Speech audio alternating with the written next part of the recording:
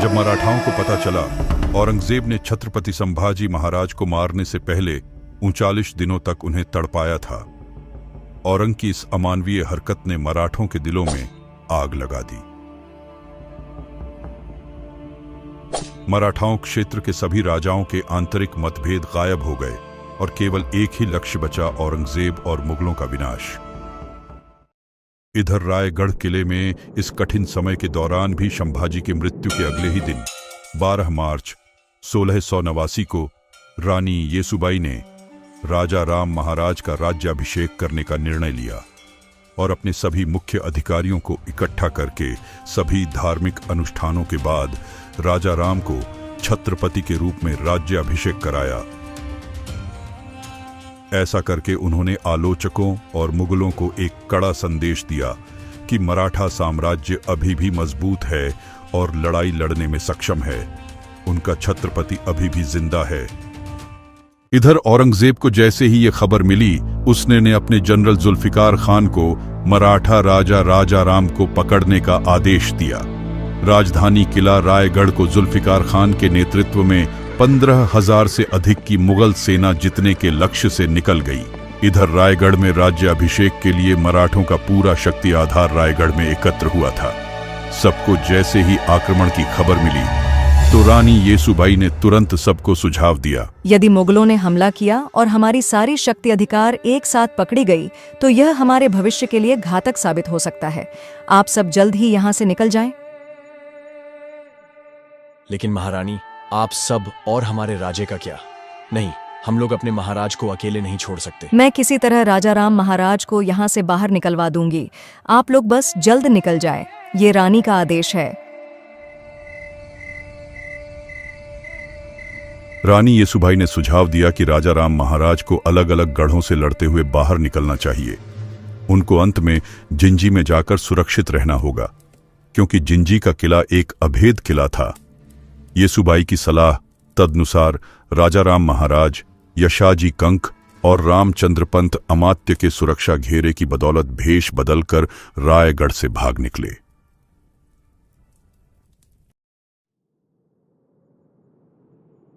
उस सुअर के बच्चे ने हमारे महाराज के टुकड़े टुकड़े कर दिए और हम लोग कुछ नहीं कर रहे हैं। इतिहास हम पर थूकेगा धनाजी। आप और आपका कुल महान है संताजी। आपको मैं शीश झुकाता हूँ। आपके पिता मल्होजी भी वीर गति को प्राप्त हो गए उस संगमेश्वर के युद्ध में, लेकिन आप उनको भूलकर सिर्फ अपने महाराज और अपने मराठा के लिए सोच रहे हैं। अब आप जो बोलोगे वही होगा। फिर क्या होना था? अब ऐसी आग लगने वाली थी कि औरंगजेब की नींद उड़ने वाली थी।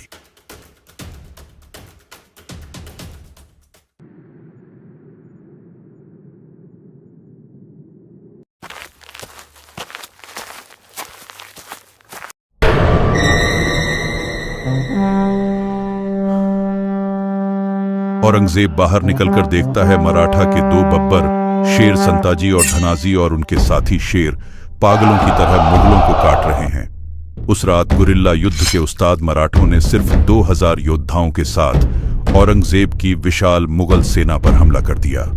संताजी और उनके मराठों ने उग्र शेरों की तरह हमला किया और मुगलों को बेरहमी से मार डाला। हमले के दौरान मुगल सैनिक डर के मारे चिल्लाने लगे। गुस्से में आकर औरंगजेब अपनी तलवार निकालता है और मराठाओं सैनिकों को मारने लगता है। तभी अचानक उसके सामने संताजी खड़े दिखते हैं। बिल्कुल गुस्से में लाल संताजी का चेहरा मुगलों के खून से लथपथ। उस समय औरंग भी गुस्से में था। दोनों एक दूसरे की तरफ युद्ध करने के लिए बढ़ते हैं। संताजी के एक तलवार की वार से औरंग वहीं गिर जाता है। जैसे ही संताजी उसको मारने वाले होते हैं, अचानक मुगल सैनिकों की ढेर संताजी को उलझा देती है। मौके का फायदा उठाकर औरंगजेब अपनी जान बचाकर भाग जाता है। मराठों ने एक के बाद एक मुगल लाशों का ढेर लगा दिया। मराठों ने औरंगजेब के सारे निजी तंबू में भी आग लगा दी। उस दिन उसके साम्राज्य का गौरव चकनाचूर हो गया और उसे हमेशा के लिए कायर करार दे दिया गया। एक प्रतीकात्मक जीत के रूप में मराठों ने औरंगजेब के तंबू से 2 सुनहरे शिखर उठाए और उन्हें सिंहगढ़ किले के ऊपर रख दिया। अगली सुबह जब औरंगजेब ने युद्ध के मैदान को मुगल लाशों से अटा पड़ा देखा तो वह अविश्वास में बुदबुदाया, या अल्लाह, ये मराठे किस मिट्टी के बने हैं वे न थकते हैं, न झुकते हैं, न पीछे हटते हैं। क्या हम उन्हें नष्ट करने की कोशिश करते हुए कहीं खुद न नष्ट हो जाएं? औरंगजेब इस अपमान से कभी उभर नहीं पाया। इधर मुगल कमांडर जुल्फिकार खान ने रायगढ़ किले पर कब्जा कर लिया, लेकिन राजाराम वहां से जब तक तो निकल चुके थे, लेकिन मुगलों ने संभाजी राजे की दो माताओं, उनकी मां येसुबाई और दादी छत्रपति शिवाजी महाराज की पत्नी सकवरबाई के साथ उनके पुत्र शाहू जी को बंदी बना लिया। जुल्फिकार खान तुरंत सभी कैदी को औरंगजेब के पास ले गया। जैसे ही ये खबर संताजी को मिली, उन्होंने रायगढ़ किले पर हमला किया। मराठों ने जुल्फिकार खान की सेना को काटकर रायगढ़ किले पर भी कत्लेआम मचा दिया और मुगलों का बेशकीमती खजाना, घोड़े और 5 हाथी अपने साथ पकड़कर पन्हाला लेकर आए। इस तरह कई गोरिल्ला योद्धाओं ने मुगल सेना का मनोबल तोड़कर रख दिया, क्योंकि मराठों को जब भी मौके मिलता वो मुगल सेना को चीर के रख देते। अब बारी मुकर्रम खान की थी, जिसने छत्रपति संभाजी महाराज को छल और धोखे से कैद किया था। औरंगजेब ने 50,000 रुपए इनाम देते हुए मुकर्रम खान को महाराष्ट्र के कोल्हापुर और कोकण प्रांत का सूबेदार नियुक्त कर दिया था। संताजी और उनके मराठों ने यह प्रण लिया कि चाहे कुछ भी हो जाए, पर उस मुकर्रम खान को जिंदा नहीं छोड़ना है।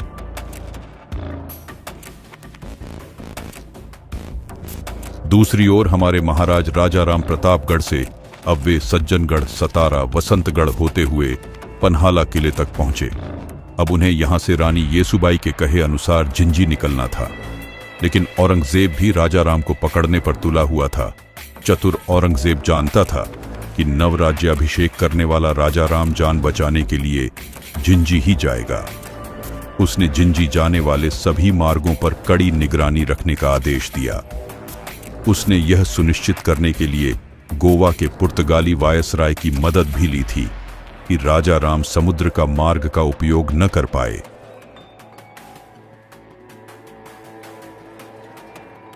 आप कहें तो महाराज, इन मुगलों को इसी पन्हाला में दफन कर दें। नहीं संताजी, हमारा कर्तव्य ये है कि महाराज को सुरक्षित जिंजी तक पहुंचाना होगा, क्योंकि फिलहाल रानी येसुबाई और शाहू जी मुगल के कब्जों में है।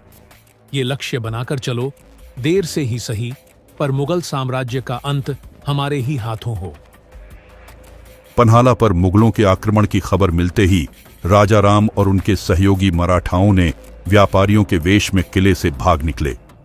सूर्योदय तक वे लोग कृष्णा नदी के तट पर नृसिंहवाड़ी पहुंच गए। उन्होंने कृष्णा नदी पार की और दक्षिण की जाने के बजाय पूर्व के दक्कन की ओर जाने वाले रास्ते पर चल पड़े, क्योंकि मुगलों को बेवकूफ बनाना था। उन लोगों ने जिंजी जाने के लिए एक बार घूमकर फिर कृष्णा नदी पार करने की योजना बनाई। उन्होंने घुमावदार रास्ते का इस्तेमाल किया।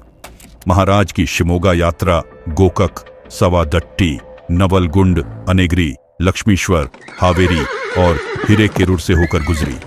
शिमोगा पहुंचने से पहले लक्ष्मेश्वर परगना से गुजरते समय वहां के मुगल अधिकारियों को उनकी यात्रा की भनक लग गई और वे अपनी सेना के साथ उनके दल का पीछा करने लगे। यहां उनका सामना वर्दा नदी से हुआ। महाराज ने बहिर्जी और मालोजी घोरपड़े के भाइयों की मदद से इसे पार करके अपने पीछा करने वालों को चकमा दिया, लेकिन आगे बढ़ने पर उन्हें पता चला कि उनका मार्ग मुगल दुश्मन सेना ने रोक रखा है। ऐसी कठिन परिस्थिति में छत्रपति शिवाजी महाराज से प्रशिक्षित शक्तिशाली योद्धा संताजी जगताप और रूपाजी भोसले अपने राजा की रक्षा के लिए तैयार हो गए। शत्रु सेना को रोकने की जिम्मेदारी संताजी जगताप को सौंपकर राजाराम महाराज रूपाजी भोसले के साथ आगे बढ़ गए।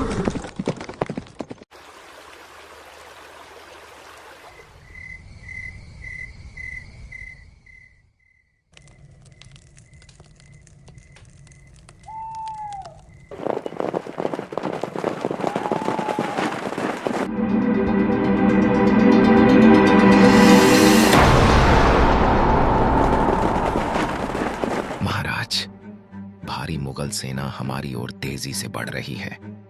राजाराम महाराज तेजी से उठते हैं, चारों ओर देखते हैं। पास खड़े सेनानायक चिंतित हो उठते हैं।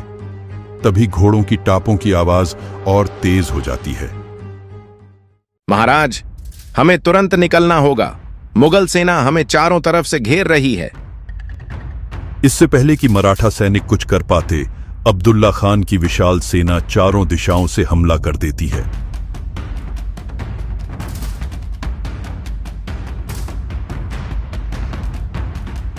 तलवारें टकराने की आवाज, घोड़ों की हिनहिनाहट और युद्ध के नारे गूंज उठते हैं।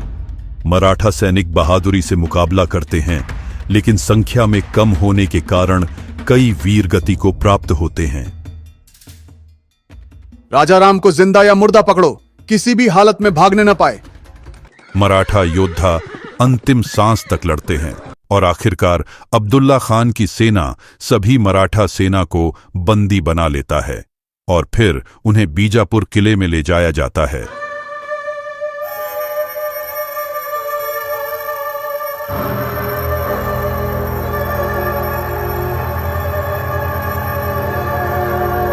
आखिरकार मराठाओं का राजा राजाराम हमारे कब्जे में है। औरंगजेब को संदेश भेजो कि मराठों का खेल खत्म। हुजूर, पहले पहचान की पुष्टि कर लें। क्या मतलब? राजाराम हमारे सामने खड़ा है। सैनिक बंदियों को जबरन घसीटकर सामने लाते हैं, लेकिन उनमें से कोई भी राजाराम नहीं होता। अब्दुल्ला खान का चेहरा अचानक गंभीर हो जाता है। धोखा, ये कैसे हो सकता है? तभी एक घायल मराठा सैनिक हंसता है। उसकी आंखों में चमक और चेहरे पर वीरता झलकती है। राजा राम महाराज तेरे हाथ कभी नहीं आएंगे। मराठा साम्राज्य को खत्म करने का सपना मत देख अब्दुल्ला। राजा राम, इस बार तो तू मेरे हाथों से बच गया, लेकिन बहुत जल्द मैं तुझे तेरे बाबा साहेब और भाई के पास भेजूंगा। मराठाओं ने एक बार फिर मुगलों को चकमा दे दिया था।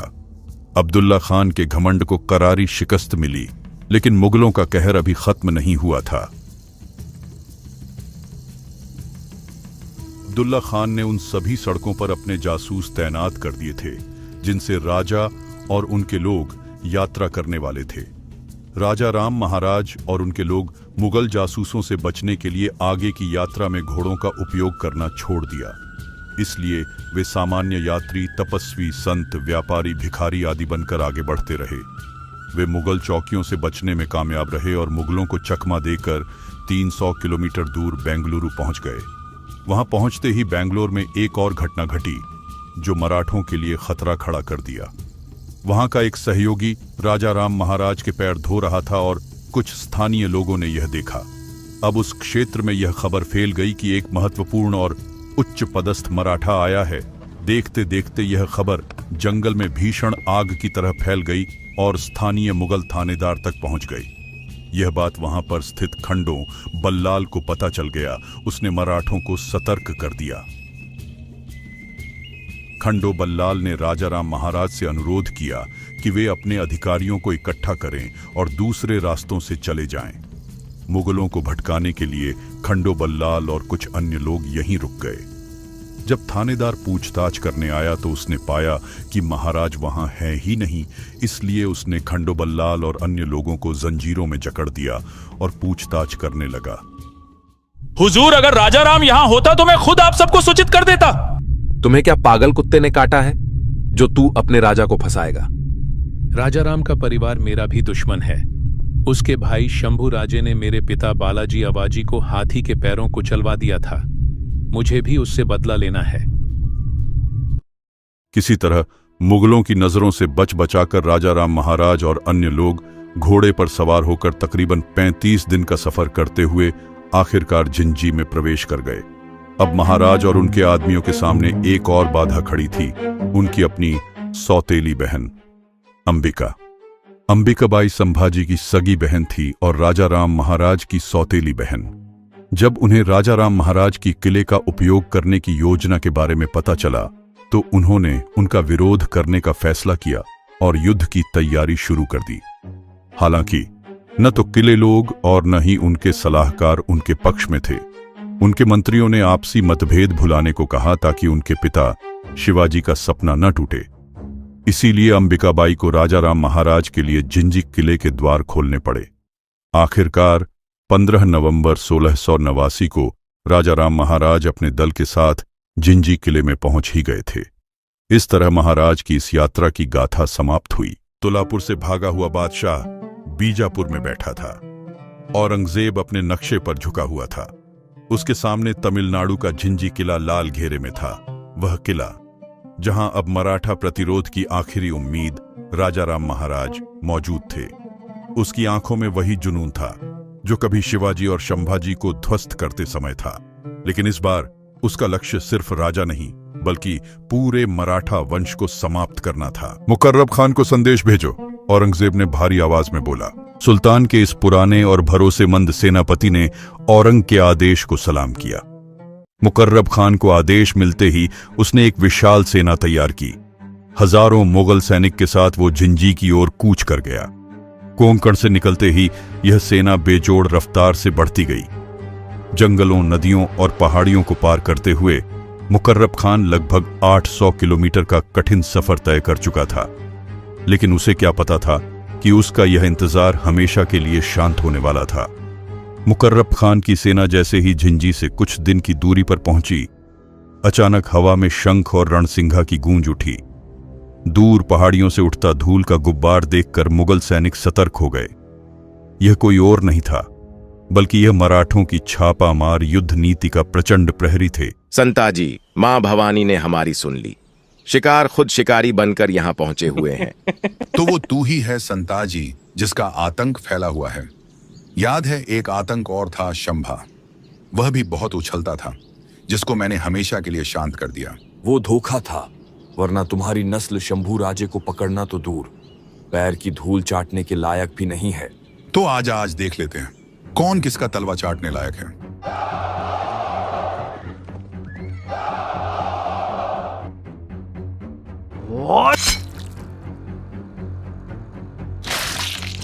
दिसंबर 1689 के अंत में मराठा सेना ने मुकर्रब खान की विशाल सेना को गाजर मूली की तरह काटकर तबाही मचा दी। भयंकर युद्ध के दौरान संताजी घोरपड़े ने व्यक्तिगत रूप से मुकर्रब खान के साथ युद्ध किया। जब मुकर्रब संताजी का सामना नहीं कर पा रहा था तो वहां से भागने लगा। संताजी ने उसका पीछा किया।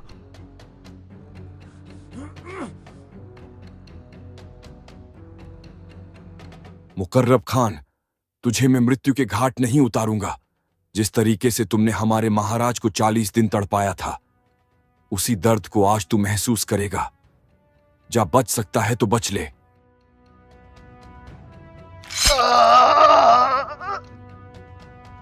मुकर्रब खान के घाव इतने गंभीर थे कि उसके बचे हुए सैनिक उसको उपचार के लिए ले जाने लगे, लेकिन मुकर्रब खान की वही दर्दनाक मौत हो गई। मुकर्रब खान की मौत के साथ मराठों ने छत्रपति संभाजी महाराज की शहादत का बदला लिया।